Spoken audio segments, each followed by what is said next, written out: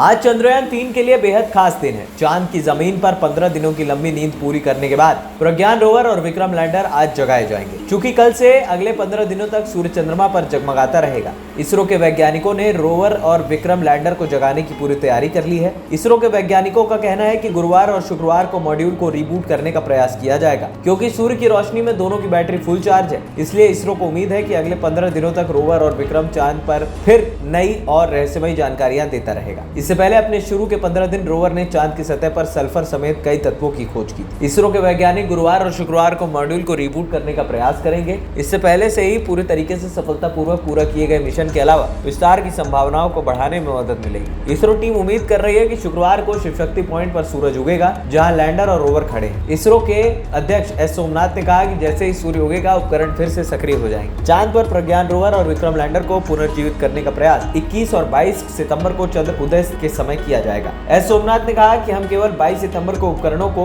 वापस जीवन में देखने की उम्मीद कर सकते हैं। दोनों दिनों का वक्त इसलिए रखा गया है ताकि एडवांस में तैयारी पूरी कर ली जाए। इसरो वैज्ञानिकों के अनुसार चांद पर सूर्यास्त से पहले विक्रम और प्रज्ञान पर लगे उपकरणों को चरणबद्ध तरीके से निष्क्रिय कर दिया गया था। यह प्रक्रिया 2 सितंबर को शुरू हुई थी। हालांकि सूरज की रोशनी से संचालित होने वाली मॉड्यूल की बैटरियों को चार्ज करके छोड़ दिया गया था और सौर चैनलों को इस तरह से रखा गया था कि उन्हें सुबह के समय रोशनी मिले। चांद पर सूर्यास्त के बाद तापमान -200 डिग्री तक चला जाता है, इसलिए ऐसी स्थिति में रोवर और विक्रम के लिए चांद पर काम करना बड़ी चुनौती रहती। इतने कम तापमान पर मशीनों के खराब होने का खतरा था, इसलिए इसरो वैज्ञानिकों ने दोनों को निष्क्रिय करके 15 दिनों के लिए सुला दिया। अब रोवर और विक्रम जगने वाले हैं तो पूरी दुनिया की निगाहें एक बार फिर चांद पर टिकी। चांद पर लैंडिंग के बाद अपने 15 दिनों के चरण में रोवर ने सल्फर समेत कई महत्वपूर्ण तत्वों की खोज की थी। इसके अलावा चांद के दक्षिणी ध्रुव की रोचक और रहस्यमय तस्वीरें भी सामने आई थी, जिसे आज तक दुनिया ने नहीं देखा था। इसरो का कहना है कि यदि चीजें योजना के अनुसार चलती हैं तो कमांड रोवर में फीड होने के बाद रोवर चलना शुरू कर देगा। बाद में यही प्रक्रिया लैंडर मॉड्यूल पर भी दोहराई जाएगी। ANP टाइम्स की रिपोर्ट।